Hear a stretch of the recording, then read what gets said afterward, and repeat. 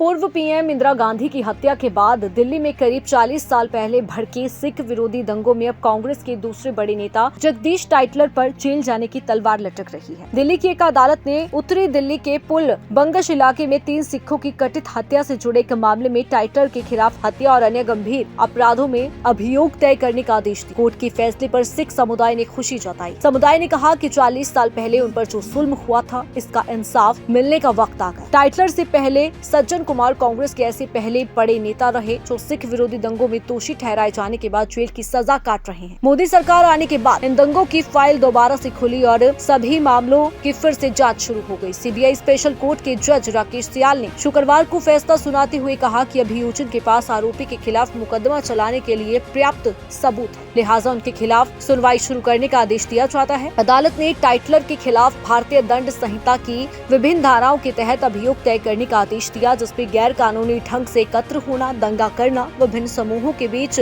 वैमनस्य को बढ़ावा देना, घर में जबरन घुसना और चोरी शामिल है। अदालत ने मामले को आधिकारिक रूप से आरोप तय करने के लिए 13 सितंबर को सूचीबद्ध किया है, जहां टाइटलर के खिलाफ लगाए गए आरोपों पर विस्तार से चर्चा की जाएगी। ये फैसला आने वाले समय में कांग्रेस और अन्य राजनीतिक दलों के बीच एक नई बहस को जन्म दे सकता है, जो पहले से ही इस मुद्दे पर विभाजित है। आपको बताते चले कि कोर्ट में पेश हुए गवाह ने अपने बयान में कहा कि 1 नवंबर 1984 को टाइटलर गुरुद्वारा पुल बंगश के सामने एक सफेद एम्बेसडर कार से बाहर निकले थे। इसके बाद उन्होंने भीड़ को उकसाते हुए कहा था, सिखों को मार डाल, उन्होंने हमारी मां को मार डाला। इस उत्तेजक बयान के बाद उग्र भीड़ ने गुरुद्वारे पर हमला कर 3 निर्दोष सिखों की हत्या कर दी। इस मामले में जुड़े जानकारों के मुताबिक जगदीश टाइटलर उस समय कांग्रेस के एक बड़े प्रभावशाली नेता थे। उन पर लंबे समय से इन दंगों में शामिल होने का आरोप लगता रहा। इस मामले में उनकी भूमिका को लेकर कई बार जांच हुई, कई बार क्लीन चिट भी दी गई, लेकिन इस बार अदालत ने उनके खिलाफ आरोप तय करने का आदेश दिया है, जो उनके लिए एक बड़ा झटका साबित हो सकता है।